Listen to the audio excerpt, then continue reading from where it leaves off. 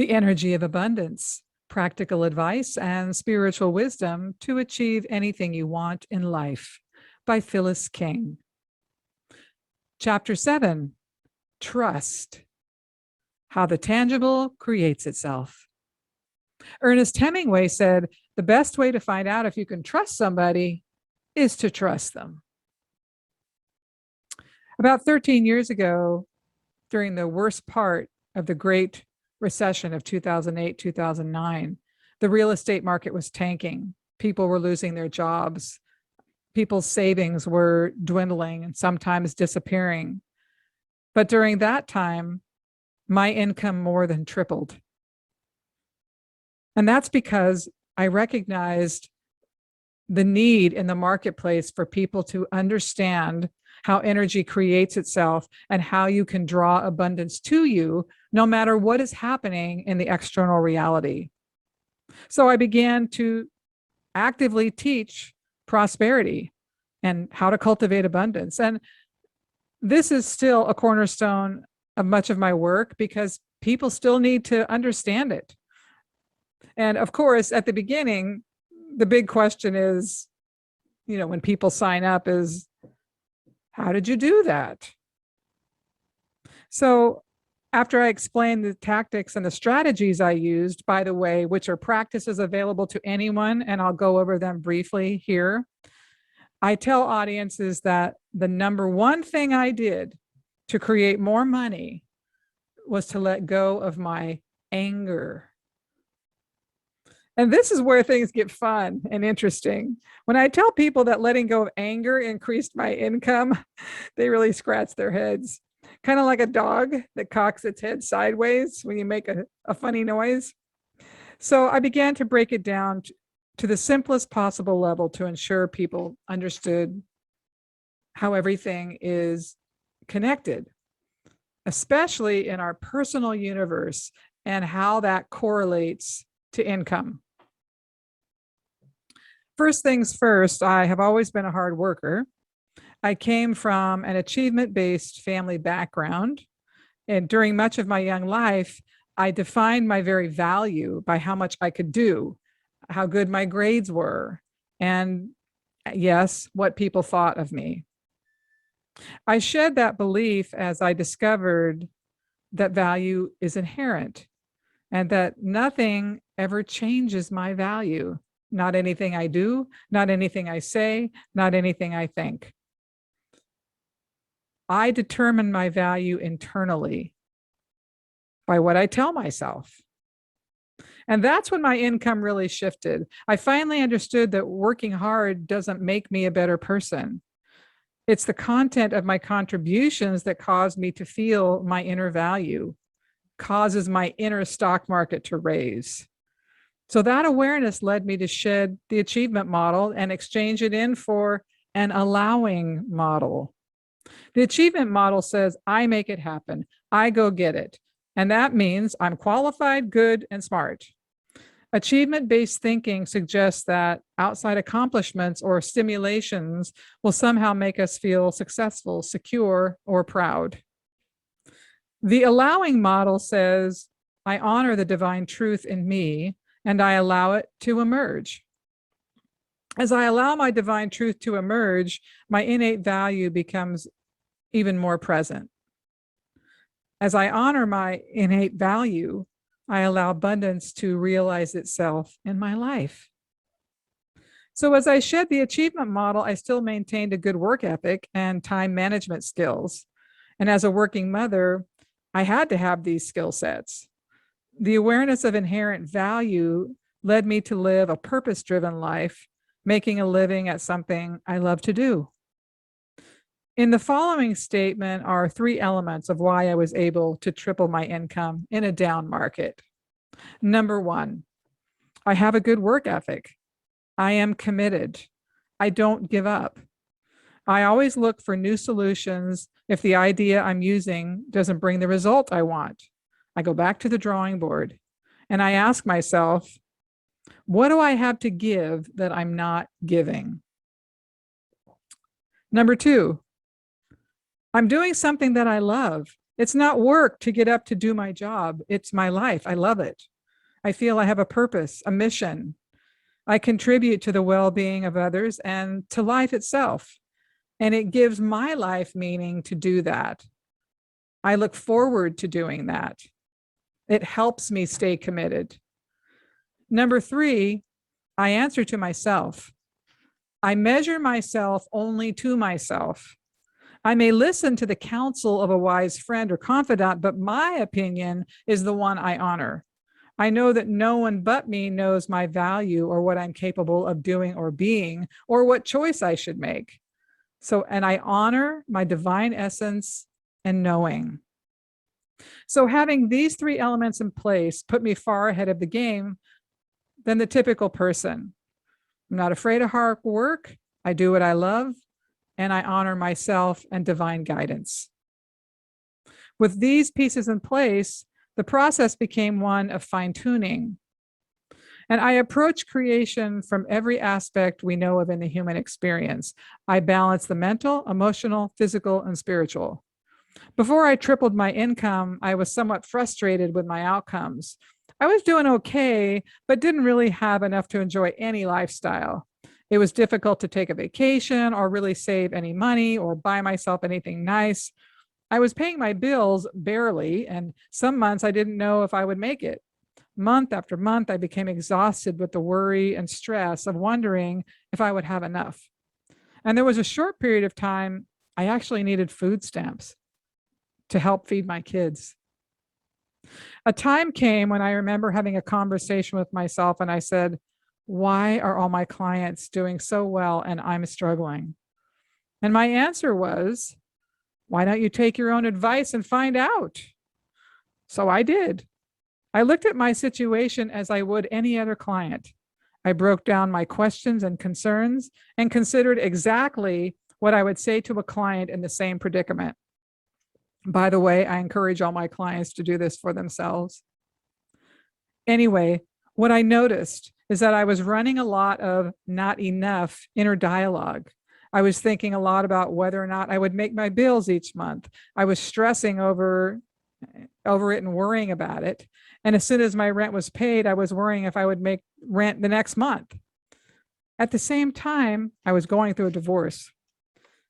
My ex-husband didn't always pay child support in a timely manner or in the full amount. And if he decided not to pay one month or to pay less, it would completely devastate me financially.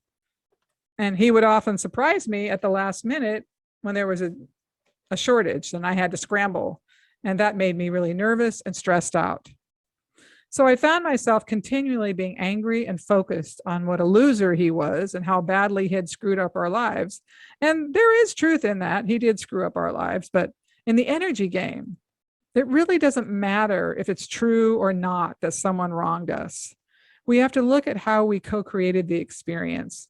We have to look at what was in it for us, not just what it took from us, and how we can grow from the experience. Mine the gold. We can revel in victimization, but it will never take us any place we want to go. We can stay there as long as we like. We get what we get from digesting that energy.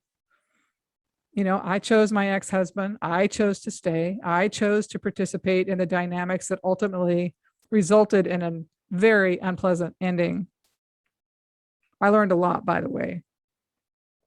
What matters is the energy we choose to consume and bathe in on a daily basis. That's what we have to pay attention to. You know, I'm certainly entitled to my anger.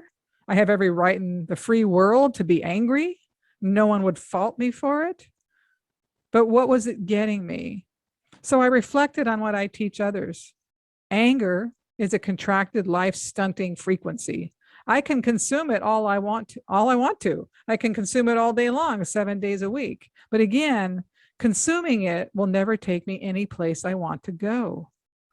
As a contracted vibration, it's at the foundation of my creations. How could I possibly receive or allow abundance into my life using a contracted frequency? You know, we tend to think that our money is in one place, our relationships are in another, and our careers are in another. but they're all in the same place, the same space, created from the same frequencies. Sometimes we're naturally higher functioning in one area more than another, but ultimately, how we show up in one area of our life is how we're going to be showing up in other areas. And there will be a common thread, a strand that goes through our entire personal universe. We cannot escape ourselves. So in this moment, I had clarity. I suddenly realized I was sabotaging my own expansion and prosperity by holding on to the anger. And when I realized that holding on to anger was prohibiting my own abundance, I let it go. It was like suddenly realizing I had leeches all over my body, and I started pulling them off one by one. I let go of 7 years of anger toward my ex-husband, anger for him not being there in the way I wanted him to be, anger for the future I saw for myself before our relationship ended, anger about his instability and lack of dependability, and anger at myself for abandoning myself in the relationship. I colluded in my own self-abandonment and allowed those diminishing relationship dynamics to take a toll on my heart. So in a moment, literally in a moment, I released it all. I was and felt free. I didn't know how at that time, but I did know my life would change because I felt different inside. And you know, timing is everything. Was it coincidence? I had been processing the ending of my marriage for quite some time, but I had also been listening to some NLP, neuro linguistic programming CDs by John Assaraf for abundance and well-being. And as soon as I connected to my own self-sabotaging methods with clarity, I moved away from them immediately. I was sick and tired of feeling awful. And sometimes that is what it takes for any of us to move forward. Being sick and tired of the status quo, that we finally open ourselves to something new. So from that place of realization, I was sabotaging myself. I began to look more closely at my inner dialogue. I learned a method that stopped me from worrying about money. Just like anger, worry is a contracted vibration that will never take me any place I want to go. I developed a strategy of stopping myself when my mind was looping on worry and taking a few moments to reject it. I would take the time to acknowledge that I always paid my rent on time and had never missed a payment, that life was indeed supporting me, and I honored that. And I began to consciously feel and practice trust that I was being supported by life. I began to choose to replace worry with trust in all situations in my life. I trained myself to stay in the moment of contemplation until the worry stopped and trust took over. And every single time I stopped the worry loop, I was always grateful. And every single time, within a couple of days of whatever caused the concern, it solved itself effortlessly without my intervention. I was so happy that I didn't waste 2, 3, or 4 days worrying needlessly. I had preserved and honored my life force energy. I didn't squander it on contracted frequencies that sabotaged my efforts. So as I released the anger and began to reject worry as a valid response to life, my creative energy and space began to expand. Suddenly, I had ideas about projects I had never considered. I began to have a new confidence for life that I didn't before. Suddenly, my space that had previously been occupied by anger and worry was now free to create and bring in new prosperity. And I was having fun, immersed in my creativity. I had been full of contracted vibrations. I had to empty all those out to make room for the new vibrations. I created 2 new programs, plus several workshops that were new to my business. I wrote a new book. I created a DVD, Making the Connection to Your Abundance. I joined a new radio network with a broader reach than I had before. I booked speaking engagements at new higher profile venues than I had ever appeared at before. All the while, I was loving every step of creating products and sharing my message and information in new ways. It didn't feel like work. It felt like I was doing my life's work. People could not consume my programs or my products fast enough. I was connecting with people in a new way because I was approaching my life and my work with a new level of love and abundance in my own energy. I educate myself on marketing principles and do what I can to put my best foot forward at all times. It all really is an energy game. And if I had not released the anger or trained myself to reject worry as a valid response, I would not have had the room in my awareness or my life to create new programs. I would not have had the confidence or the energy to put my message out in the new ways I did to be received. So I correlate the release of anger and worry directly with my ability to create and bring in new money. Without that shift, I would have remained stuck in low level frequencies, experiencing results that lower level frequencies provide. Yes, of course, I employ marketing strategies that are available to everyone. I work hard, but I also make sure I have space in my life because space is equally as important as action. With an equal balance of space and activity, I can maintain balance in all areas of my life. I make sure to get exercise to keep my body content and healthy. I eat foods that support feeling well. I make time for my relationships, my family, and my friends. And one area of abundance is not more important than another area. I want to have it all like all human beings. And I think having it all is available to everyone. When I'm teaching people how to double or triple their income, it isn't just about marketing or hard work. It is about helping them identify energies they consume and to observe the content of their internal dialogue. And when the internal dialogue is peaceful, abundant, confident, and happy, the outcomes will reflect that. People will consciously or unconsciously experience those frequencies and want to have them in their own life. Expansion to double or triple your income requires that you think out of the box. You have to go outside of what you've been doing to bring something new in. Mostly what I share with my clients as I explain the energy game is that the creative process is an exchange process and a collaboration. And as we resonate frequencies into consciousness, consciousness responds perfectly to us. The more expansive the frequencies in our personal universe, the more expansion we're able to receive from consciousness. And expanded consciousness is required to receive abundance. These are high-level frequencies. If we are not expanded, there is no room for big anything to come into our experience. We have to create the space first, and then the universe responds accordingly. And as the title of this chapter says, trust is the primary element in this exchange. We develop trust with the divine as we would any other relationship, step by step and over time. When clients are first beginning this relationship of trust, I give them small goals. If someone wants to double their income, for instance, I will start the process by asking them to increase it by 5%, because most people don't really believe they can double or triple their income, or they're thinking too much inside of the box to recognize opportunities. We have to silence the ego mind to allow them to go after something they believe they can accomplish. After they apply the principles to expand 5%, the person's confidence grows. Yes, I can do this. I understand. Then they set a new goal. And as the confidence and trust with the exchange process deepens, it begins to have a snowball effect. The person builds momentum and success happens more easily. When one becomes adept at the exchange and trust process, it adds a new dimension and reliability to the creative process.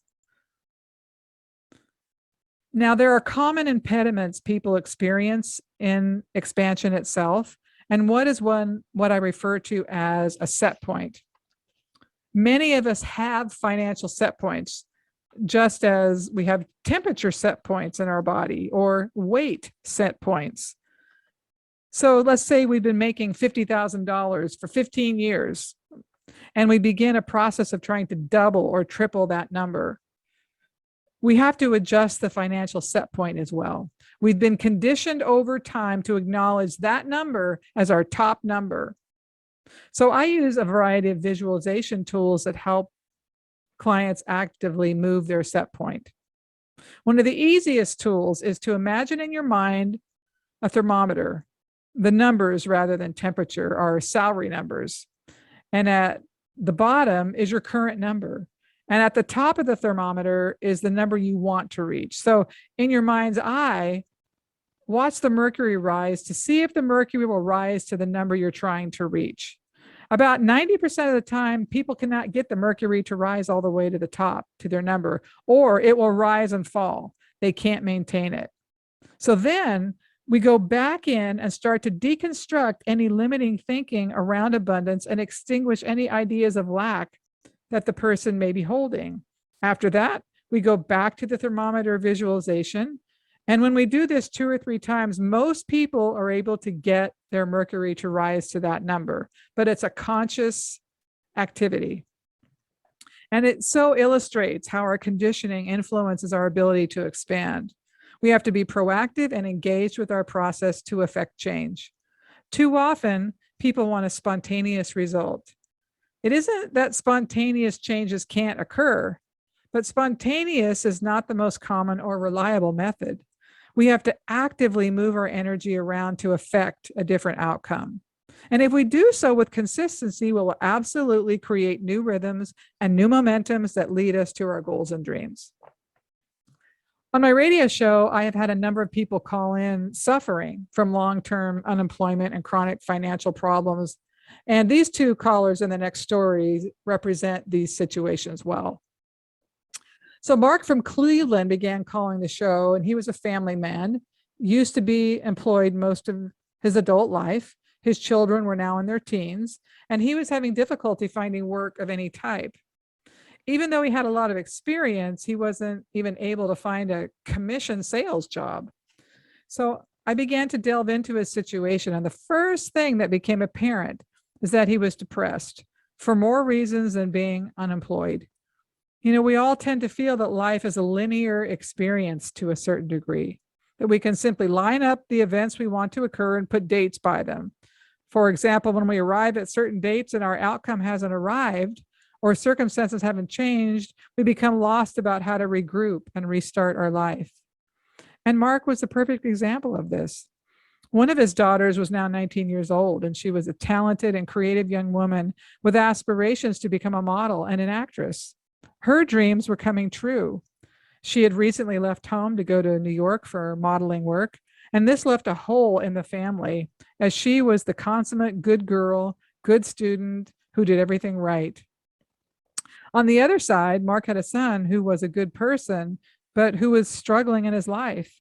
He still had several years before he would graduate high school. And Mark and his wife were left with a difficult child while coping with the loss of the person who always brought levity and ease to their situation.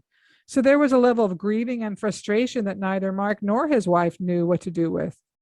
You know, most of us feel it's wrong to be upset with our child or feel disappointed. And parents don't feel they have the right to have any feelings other than pride for their kids. But Mark was not in touch with all these dynamics and how they were weighing on him energetically. Many of us begin our young lives thinking we will go to college, start a career, get married, have a couple kids, and then our life is set. But not enough people plan for the chapters of their lives after the kids leave home, or when children require extra attention to get them to 18 and become self-sufficient. In the same conversation, it is now typical for people to change jobs 6 or 7 times or more in a lifetime. So Mark was not prepared to cope with the changing business world or the technological skills that are now required in the marketplace. He felt a level of incompetency in his ability to put himself out into the world. He found himself applying for lesser and lesser roles to get something. He was sending himself a message that he was incapable and no longer valid in life. Couple this message with the grief in his family dynamic, and that energy combination is about as dense and sad as it gets. There is loss, change, frustration, and an overall feeling of being overwhelmed, outmanned, and undergunned. Energetically, this is a recipe for stagnation. Nothing can happen in this energy. Men, even more than women, tend to want to live in their heads, be the analyzer, and try to make everything practical. And this is a wonderful skill set, yet the skill set we all need to know is how to evolve ourselves in our own lives when we hit a wall. So this requires an ability to be able to listen to our hearts and move away from make it happen energy. And with Mark and many people, we have to allow the sorrows of our life experience and room to breathe. Most of us are afraid of our sorrows and refuse to be with them.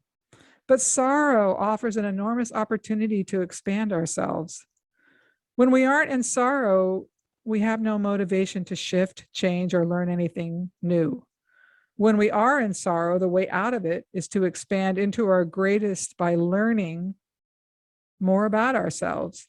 Sorrow is a golden opportunity to emerge into more of who we are by developing different aspects of ourselves that are either dormant or undiscovered. And this is how we learn and grow on the planet. I didn't make the system, it's just how it is. Because when we're comfortable, we don't grow. With Mark, I had to teach him to give himself permission to own his disappointment, his fear, and his self-doubt. And after that point, he was able to see that a whole new world was waiting for him. Mark made a typical mistake that a lot of people make. He lumped all of his feelings and thoughts into one situation. Rather than become awake to his grief about changes in his life, his fear about his abilities, or his frustration, he focused all his attention on, I can't get a job and I don't have enough money. If we're not awake and responsive to our inner world, it doesn't deactivate its influence on our creative process. Those frequencies and emotions are still working in the background to create our experience. I also remember a caller, Jesse from Los Angeles, who had a similar problem to Mark. When he called the show, he'd been unemployed for about 8 months. And I could tell he was very discouraged and frankly afraid. And everything felt extremely serious in his energy. So I encouraged him to stop his job search temporarily and go to the beach and relax. I wanted him to have a good time and change how he was feeling in his life. The beach was someplace he really loved. Essentially, I wanted him to insert fun energy into his space, to create an opportunity for something new to come in. He was completely contracted. And just like the first fist closed tightly, if you squeeze hard enough, nothing can get in or out. Our energy field is the same. When we are highly contracted, nothing gets in or out. Given that Jesse had nothing to do anyhow, as he wasn't employed, he decided to take my advice. He had nothing to lose. After 4 days of being at the beach, he returned home to find a message waiting for him on his answering device. It was an employer who had his resume from over 6 months ago. They had kept his on file as someone they would be interested in when an opening arose. Was it timing? Was it coincidence? I would say yes to both, except I've watched this phenomenon for more than 30 years. And time and again, I have seen that when we shift internally, our external world shifts. We hold the key. Perhaps in Jesse's situation, the energy was accumulating and waiting to come in. He had to let it in. Once he relaxed and inserted fun frequencies into his world, his circumstance changed. He allowed his divine opportunity to emerge. Quantum physics demonstrates time and again that what we think about something modifies it on a tangible level. Further, that thought precedes matter. And everything is connected. Those things we call coincidence are more demonstrations of energy alignment based upon intention and divine collaboration. And when we become intentional with this process and learn to stay awake in our own personal universe, we really can play the energy game and influence our outcomes in amazing and powerful ways. There is nothing we cannot create if we're willing partners in our own process. It's when we deny and resist our realities that we begin to feel life is random and that we have no power to affect change in our outcomes. As with both Mark and Jesse, learning to insert high-level frequencies when we feel contracted is a very valuable practice, and it works. When we play the energy game, when we trust, and when we practice collaboration and intentional exchange with consciousness, we will see results. We will have success, and we can build upon the relationship we now have with the divine in more potent and profound ways.